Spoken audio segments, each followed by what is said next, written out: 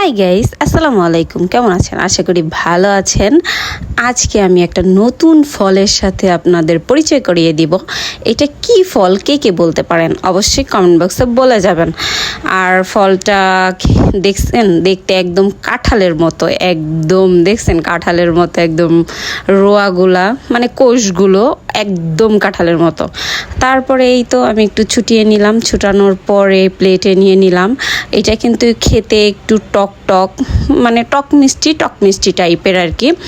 তো ফলটা দেখতে তো মাশাল্লাহ খুবই সুন্দর, খেতেও মাশাল্লাহ খুবই মজা, আমার কাছে ভীষণ ভালো লেগেছে। তার টক মিষ্টি বলে আমি একটু শুকনো মরিচ পুড়ে নিয়েছি আর একটু বিট লবণ, তারপরে একটু লবণ দিয়ে ভালো করে কচলিয়ে মেখে নিলাম।